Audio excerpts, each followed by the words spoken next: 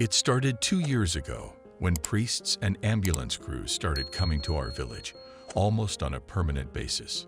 November was rapidly taking all living things into late fall, wrapping them in a dark blanket of gloom and deadly longing. The rapidly fallen leaves had long ago been buried by the first snow, peeking slightly out from under it, still rustling under my feet as I walked from the store. It was an ordinary evening in a quiet and cozy place far away from civilization. But as it would turn out a little later, it was not. Sitting alone at the creaky and large wooden table, I took out a bottle of whiskey and poured a little more than usual into a shot glass. For today was a day off. I turned on the TV for background and pulled out the newspaper with the classifieds. I had been doing that for 2 weeks already, looking for a new job, but I realized that I didn't want to find one. This evening continued to repeat the previous one, but at about 11 o'clock, it suddenly stopped being languid and ordinary, because in the house opposite, the light came on and went out at the same second. Then it reappeared and disappeared, and so 10 times, after which the house was dark as usual. "I wonder," I said, and it was really interesting, for the neighbor across the street always went to bed too early. In my mind, I immediately made a lot of assumptions and conjectures, but having settled on a fault in the wiring, I went to sleep. I woke up not in the middle of the day as usual, but at night, at 5 o'clock, from the siren of an ambulance. In some incomprehension of what was happening, I got out of the house, stopped on the threshold, and only then realized what had happened. My neighbor from the house across the street was being taken to the hospital. No one knew what had really happened because the neighbor had no time to tell anyone about what had happened. As if they said that in her old age, the neighbor had a seizure of some kind. And that's all. I was the only one who knew that something abnormal had happened in her house that very night. Now, from time to time, my neighbors and I would wake up in the night to the sirens of an ambulance. Someone was being taken somewhere, as they said. It was all normal old age. But it seemed to me that something was wrong, and it seemed so wrong that one night I went outside and decided to talk to a doctor, and it made me feel creepy. "Yes, we're an ambulance, a psychiatric ambulance," replied the sleepy and even, as it seemed to me, a little frightened doctor, while my neighbor was being taken out of the house. "How are you doing?" "What?" I asked, a little surprised and unsure. "I mean, young man, this is the 5th time in 2 months that we have come to your village, and to different people. I mean that you have some kind of group madness going on here." "What's going on?" I asked, when the nervous and even angry doctor went to the car. "You have different people crawling around at night," the doctor replied, looking around. "But I can't say anything else. Doctor-patient confidentiality." The ambulance went away, leaving me on the dark night street with only one question: who crawls here at night? This question did not leave my mind now at home, and on the street, and during the day, and the worst, at night. When I fell asleep in silence, the last phrase of the doctor kept going through my mind: "You have different ones crawling around at night." Because of this, I was getting worse sleep. I had already given up looking for a job, but I spent my evenings the same way. At the same table, with the same bottle of whiskey, only now I was already looking out the window and thinking about strange things. And here I was, drinking, and I saw a strange man walking down the street, and it was only when I looked closely that I realized who it was. It was a priest. It made me really nervous. It was too weird, too crazy even. Being a kind of sociophobe, living alone in complete solitude with myself, I overcame my fears and discomfort, and dressed, and quickly made my way to the house. The door was ajar. In the house stood the priest and Julia, who was explaining something to the priest, and then, seeing me, looked at me very contemptuously, and quickly went to the door and closed it, without waiting for my question. They hid their problems, closed themselves behind the doors of their houses in the hope that secrets would be kept forever. They did not like me. They did not want to communicate with me. They thought I was an extremely undesirable, unpleasant person, I didn't fit into their picture of life. They thought it was unseemly, being young, to be out of work and drinking whiskey, which I earned on rare part-time jobs. That's why I was one of the last to know about what was going on in my village. The neighbors whispered among themselves, began to behave very strangely, often looked around as we walked through the streets of our village. The ambulance continued to come to us from time to time, took away some of the inhabitants, but the most terrible thing was that it never returned anyone. Apparently, the neighbors had really serious problems. The local priest, meanwhile, came as often as the ambulance, consecrated the houses, and I wondered more and more often, is something crawling around here at night or not? In a few months, our village had become noticeably empty. The once lively houses were now completely dark and gloomy. Those who could decided to leave. Those who could not consecrated houses, but I still did not understand what was really happening. But then, everything understood very quickly. I closed the door, which was already cracked, and then went to bed as usual, feeling sorry for myself and making excuses for my helplessness in finding work. Darkness spilled over the house, gradually filling my house, sliding down the walls and ceiling, and when it reached me, I almost screamed. The desire was actually there, except that I realized very quickly that it was better not to do it. From the hallway, I heard some sniffling, some wet sounds of something inexplicable. It seemed to me that there was something right there, right next to me, and something was breathing very loudly, looking around my house. Taking my time, I quietly stood up. The sounds were heard again. Panic swept over me, taking over my mind, drumming in my head, forcing me to just stand there and not move. I stood like that for a few minutes after everything seemed to quiet down, but it seemed to me that something was waiting for me in the darkness of the corridor. After an hour, though maybe more, I cautiously turned on the light and went looking. I didn't really find anything. The house was empty. However, it no longer gave me peace of mind. You know, it doesn't help much. The neighbors were saying quietly, almost in a whisper, while waiting in line at the store, "There's a strange sniffing sound that often happens in the night, and strange sounds, like someone crawling. Like someone crawling."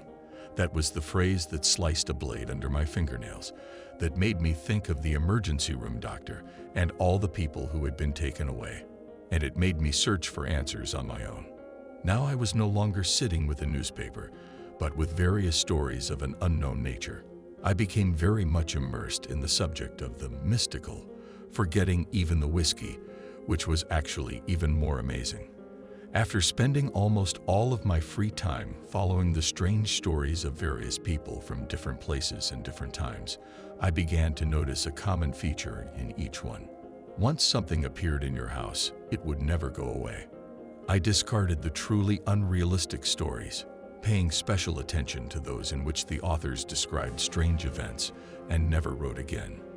This gave me hope that such stories were true, that those who wrote it all were not writing it for entertainment. But that's on the one hand. On the other hand, I realized that it could mean something worse. They could have been dead for a long time. Because something is not interested in real estate, something is interested in people. The nights passed more uneasily now. The darkness felt heavier. It opened up a boil from which a nasty fear of the unknown crawled out. There was nothing I could do. Nothing I could do. I could only fear and search for answers. Something like the sound of nasty wet slaps I heard a while ago. It was another sleepless night, presenting a new batch of horrors. At about midnight, I heard the sniffling from the hallway again, which was longer than usual. And then, it didn't go away as usual, but instead, the sniffling got a little closer. I sit on the bed, look into the darkness, see nothing suspicious, and only then I realized that I should not look straight ahead, but upwards, for that is where the slapping sounds of bare feet come from. I don't see it, but I hear it, and suddenly there is a howl, and right after that, something flew down. Something, having come off the ceiling, very quietly fell to the ground, snuffling with incredible force. I continued to lie there, wondering what to do, and felt that from the darkness they were looking at me. I still can't see anything, and suddenly the thing that was pinned to the ground a second ago stands up. Something straightens up. The shape of a figure emerges. I can clearly see the boundaries. My hands reach sideways toward a rack of dusty books, and they begin to fall, slowly, one by one. "Who are you?" I suddenly ask, realizing that everything, the end has come for me. And almost immediately, from the darkness comes a very quick answer, repeating my question. "Who are you?" The voice was strange, somehow fast and ominous. It was trying to imitate me. "What do you want?" I asked, and in response I got the same thing, only scarier. "What do you want?" I didn't ask any more questions. I sat there and hoped that I was imagining it, hoping for white fever, though I knew it wasn't it. I hadn't been drinking that much, and I'd stopped a long time ago, so it wasn't it. The books were already downstairs, and I could hear it walking on them, moving quietly toward the hallway, toward the pantry, and when it passed the window, I could see it. It was a tall something of black color, slightly hunched, with a very drawn forward, cone-shaped face, on the sides of which, in different directions, constantly twisted large double eyes. The eye itself was kind of ordinary, but it was twin, as if the other had somehow grown out of one. This something was like a very skewed man. It seemed to me that one of its legs was noticeably smaller than the other. It was covered and far from skin. Its entire surface was like scales, with some strange patterns on them, different patterns, but extremely unusual, as if nature had not created them, quadrangles, with a round, large dot inside. It moved in a measured manner, taking its time, but hobbling and shuddering a lot, because of the strangeness of its body structure. Its long arms touched the wall. It touched everything in its path, as if it were searching for something with them. Suddenly, the door to the pantry opened, and there was a clanging sound. "What is it?" I suddenly cried out and immediately received in reply what I had said. "What is it?" A terrible slap was heard again. This something came to the wall, as if glued to it, and began to crawl up to the ceiling. The sniffing and slapping continued. It passed over me, stopped for a couple of seconds, and went on toward the corridor. The picture of reality began to blur in my eyes. My vision refused to work properly, for my brain just wanted to shut off from the horror, and it did.